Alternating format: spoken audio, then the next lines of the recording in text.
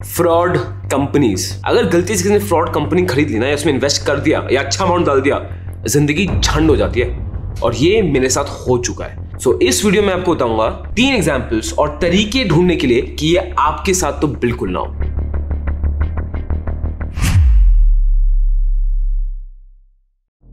ये मेरे साथ हो चुका है DHFL में। मैं DHFL में सब देख के इन्वेस्ट किया कि सब बढ़िया है, सब अच्छा है। ये 2018-19 की बात है और मैंने इस पर पूरी वीडियो बनाई थी। पता चला वो कंपनी के प्रमोटर्स का इंटेंट ही खराब था।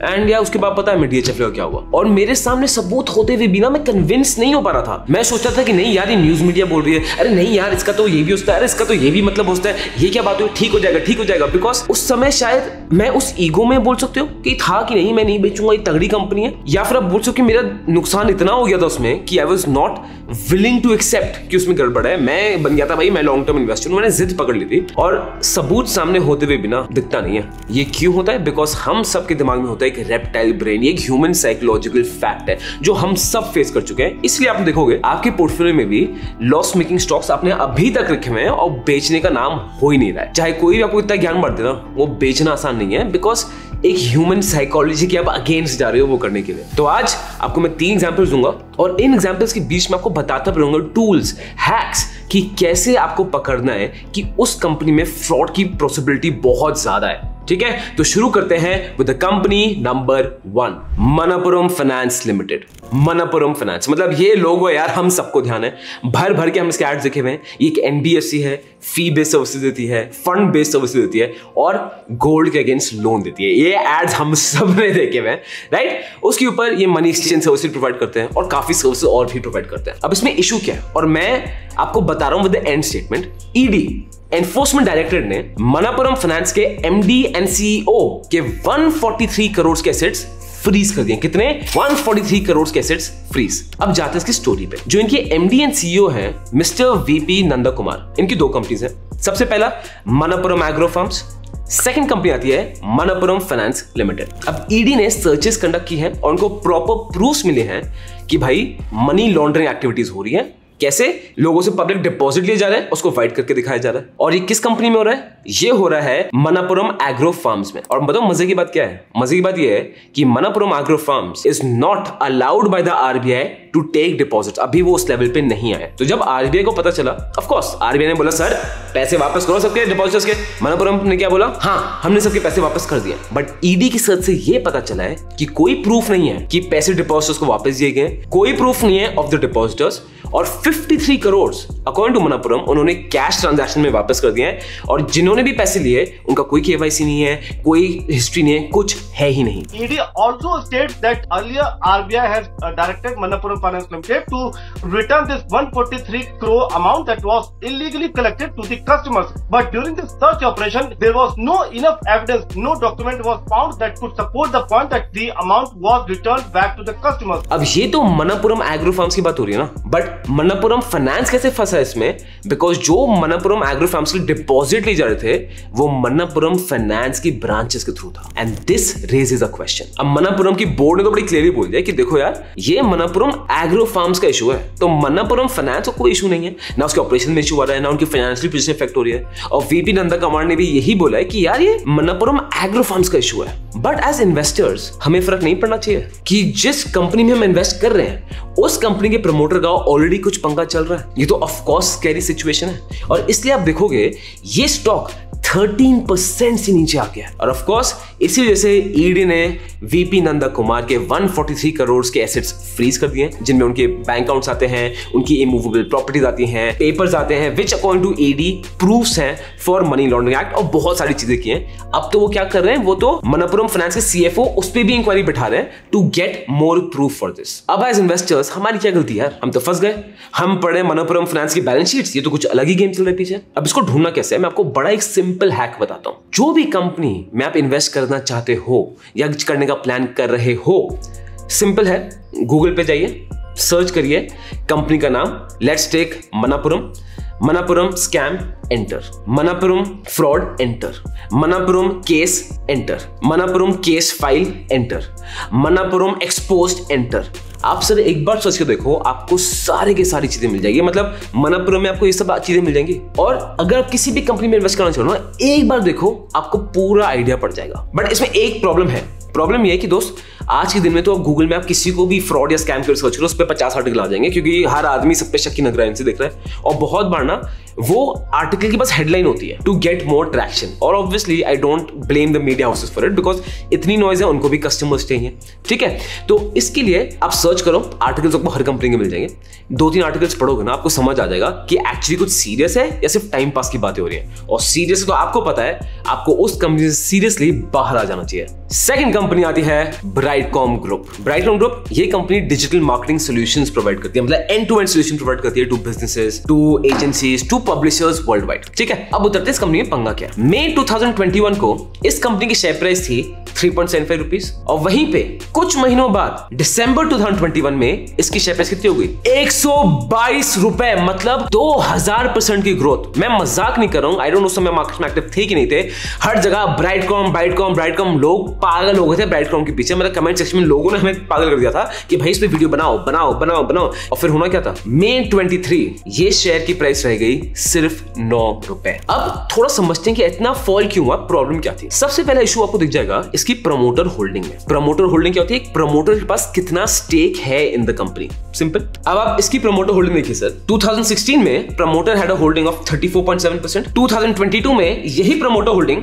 3.51% रह गई, एंड 2023 में अराउंड 18%। इतना कभी फ्लक्चुएट करता है? मतलब आपको बस यही देख के एक रेड फ्लैग नहीं आ रहा? एक लॉजिकली आप सोचो, एक प्रमोटर अपना स्टेक इतना ऊपर नीचे थोड़ी करता है यार, कि मतलब 34% से 3% पे लिया है। और अगेन ये आपको ढूंढना है, बहुत सिंपल तरीका है।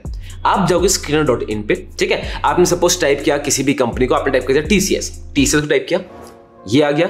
यहां पे आप जाएंगे शेयर होल्डिंग में, आपको ये पूरा दिख जाएगा शेयर होल्डिंग क्या है। अगर आप देखोगे प्रमोटर शेयर होल्डिंग बहुत ज्यादा ऊपर नीचे हो रही है, 5-6% है, ठीक है, पर बहुत ज्यादा फ्लक्चुएट हो रही है विद टाइम, तो it is a major red flag. अब अकॉर्डिंग टू मॉर्निंग कॉन्टेक्स्ट, उन्होंने ये बोला, सुरेश रेड्डी जो इस कंपनी के प्रमोटर हैं, उन्होंने अपना ऑलमोस्ट 90% प्रमोटर शेयर्स बेच दिए। 90%, कैन यू इमेजिन? एक प्रमोटर 90% स्टेक ही बेचा अपनी कंपनी से। उनका स्टेक फ्रॉम 19.74% हो गया टू 2.16%, इस लेवल पे बेचा है। और इस स्टेक के पैसों से क्या हुआ, उन्होंने 4 कंपनी में स्टेक लिया by the name of Sarita Como sales, Kalpana Como sales, Shalini sales, और ये कंपनी होल्ड करती है ओनरशिप इन ब्राइटकॉम ग्रुप। अब हो सकता है कि ये देखो कोई टेक्निकल रीजन होगा इसलिए किया होगा, वो क्या होगा, but just doesn't this sound fishy to you? Again realistically मैं आपको बता रहा हूं, ये तो देखो मैं पास्ट केस से बता रहा हूं, मेरे लिए बताना बड़ा इजी है। पास्ट केस तो कोई भी आपको पढ़ के बता देगा, मुझे करना क्या था, रिसर्च करनी थी। बट फैक्ट इज कि how will you catch this? आपको हल्के 1-2 रेड फ्लैग दिखे, अब भाग लो। This is the thing. कैसे? आपको हल्के 1-2 रेड फ्लैग दिखे, कंपनी को बोलो दफा हो जाओ। आप ना इमेजिन करो यू आर अ शार्क। अब शार्क टाइम पे आपके पास कोई कंटेस्टेंट आया, ठीक है, और वो आपको बोलता है कि पहले तो मेरे पास 90% स्टेक था, फिर मैंने बेच के 10% कर दिया, फिर मैंने बढ़ा के 15% ले गया, फिर मैंने 50% ले गया, फिर उसको कम करके मैंने 1% कर दिया। आपको प्रमोटर में कभी यकीन होगा? थिंक कि जो शार्क्स होते हैं टीवी शो में, जैसे नम्रता, अमन, पीयूष, अश्नीर, इन सबका क्या रिएक्शन होगा उसको लेके? सेम लॉजिक आपको यूज करना है। ऐसी कंपनीज में घुसना ही क्यों है? Because let's be honest, normal day to day life में ना आपके पास इतना ना टाइम होगा, ना शायद इतना नॉलेज होगी कि आप बैठ के पूरा फॉरेंसिक ऑडिट करो। और अब अगर पहला वाला हैक में यूज करूं, आप इस कंपनी पे बस सर्च करिए ब्राइटकॉम फ्रॉड, आपको इतने सारे आर्टिकल्स मिल जाएंगे। मतलब ये तो बिजनेस स्टैंडर्ड का आर्टिकल आया था, उन्होंने ये कोट किया था, the market regulator has said it has found discrepancies in disclosures by Brightcom group that could be detrimental to the interest of investors in securities. मतलब सेबी खुद बोल रही है कि कुछ पंगा है, इन्वेस्टर्स के अगेंस्ट एक्ट किया जा रहा है। और उसके बाद से आप देखिए सर, ये न्यूज इस टाइम पे आई थी, स्टॉक की क्या हालत हो गई। अगर जो भी स्टॉक होल्डर्स थे एक बार गूगल कर लेते, जिसमें कुछ भी एफर्ट नहीं है, फ्री है ऑलमोस्ट, आपकी जेब में पड़ा गूगल, एक बार कर लेते, कितने पैसे बच जाते हैं। और अगर आप और पढ़ोगे इस पे, तो आपको ये मिलेगा कि सेबी ने ये बोला है कि ब्राइटकॉम ग्रुप के जो प्रमोटर्स है ना, उन्होंने अपना प्रमोटर स्टेक बेचा खरीदा है for their own profit and not for the investors. SEBI बोल रही है कि इन्होंने अपने एसेट्स को तो बहुत ओवर एस्टिमेट कर दिया है और लायबिलिटीज को बहुत अंडर एस्टिमेट किया है। सेबी इनको ये बोल रही है कि इन्होंने अकाउंटिंग कैमोफ्लेज किया यार। तो ऐसी कंपनी में घुसने का कोई सेंस बनता है? नहीं, ऐसे पकड़ते हैं fraud. Now the capital markets regulator said that Brightcom overstated its profit for FY20 to the tune of 868 crore rupees by understating expenditures using irregular accounting practices. SEBI has also made observations that the shareholding pattern of the promoter holdings in the said period was not rightly reported. Now, based on the investigation, SEBI found that the accounting policy policy followed by Brightcom Group led to overcapitalization of the intangible assets, which resulted in the inflation of profits. अब जाते हैं तीसरी company पे, रुचि सोया। यार ये company का case सुन के ना आपको लगेगा कि क्या मजाक होता है दुनिया में और स्टॉक मार्केट में क्या मजाक हो जाता है लोगों के साथ। रुचि सोया जो एक टाइम पे लार्जेस्ट ऑयल प्रोड्यूसर थी, ऑफ एडिबल ऑयल प्रोड्यूसर थी इन आवर कंट्री, इन्होंने 2019 में बैंक्रप्सी फाइल कर दी थी। क्यों? इनके सिर पे 12,000 करोड़ का डेट था फ्रॉम PSBs और सरकारी bank like SBI and Punjab national bank. हालत इतनी खराब थी कि जो सरकारी बैंक है ना, इन्होंने 50% डेट वेव ऑफ कर दिया था कि भाई तुम बस 50% दे दो बट इतना तो दे दो। सिचुएशन खराब, बदतर। और यहां पे आते हैं इस स्टोरी के super hero which is Baba Ramdev. Baba Ramdev ने डिसाइड किया कि वो ये कंपनी खरीदेंगे फॉर 4,350 करोड़। बढ़िया है। अब आपको फनी पार्ट बताऊं, फनी पार्ट ये है उन्होंने 3,000 करोड़ का लोन लिया from the same banks, PSB, NSBI और ऐसे पब्लिक सेक्टर बैंक्स जिन्होंने रुचि सोया के लोन को 50% बैड डेट मान लिया था। उन्होंने बाबा रामदेव को लोन दिया to acquire Ruchi Soya. Yes, ये मजाक नहीं है, ये हुआ है। सो इस सब के पास बाबा रामदेव के पास 99% होल्डिंग आ गई ऑफ रुचि सोया। तो उसके बाद होना क्या था, रुचि सोया को रीनेम कर दिया गया पतंजलि फूड्स और उसकी पेरेंट कंपनी क्या थी, पतंजलि आयुर्वेद। अब पतंजलि का मैं आपको क्रेज बताऊं, आई डोंट नो आपके पास है कि नहीं है, बट मतलब जैसे ये मेरे फ्रेंड के दादू के साथ है and I absolutely love him to my core. मेरा फ्रेंड ये जोक मारता था कि इसके दादू पतंजलि के शोरूम को शोरूम देखते हैं, वो मंदिर की तरह देखते हैं जहां पे वो घंटी मार के अंदर जाते हैं और वो प्रोडक्ट्स नहीं खरीदते, उनको प्रसाद मिलता है, जो प्रसाद मिलता है वो ग्रहण कर लेते हैं। आई एम नॉट ट्राइंग, मतलब I am just telling you, मैं किस्सा बता रहा हूँ, उसको एक ऑफेंसिव जोन में मत ले जाना। एंड हाँ, मतलब पर्सनली स्पीकिंग यार मेरे घर में इतने शायद पतंजलि की चीजें यूज नहीं हुई है, तो इतनी पैशनेट पतंजलि फैन फॉलोइंग मेरे यहाँ तो नहीं थी, बट मैं बहुत लोगों को जानता हूँ जो पतंजलि को बहुत हार्ड कोर तरीके से फॉलो करते थे। और मैं आपको क्यों बता रहा हूँ, बिकॉज यही पैशन स्टॉक मार्केट में उतर के आएगा। ये हम रिटेल इन्वेस्टर्स ही तो हैं, तो ऑफ कोर्स जैसे इसका नाम पतंजलि पड़ा, इसमें अलग ही मोटिवेशन आ गई थी कि भाई पतंजलि तो नीचे ग्रीस था, पतंजलि तो ये, पतंजलि वो, पतंजलि ये, because people had a lot of faith in Patanjali. अब ये तो देखो पीपल कहानी है, अब देखते हैं फैक्ट्स पे। दोबारा स्क्रीनर से मैंने आपके लिए निकाला है share holding pattern. As you can see March 2020 में 99%, 98%, 99% ये प्रमोटर होल्डिंग है यार। मतलब पब्लिक के पास है कितना, 1%।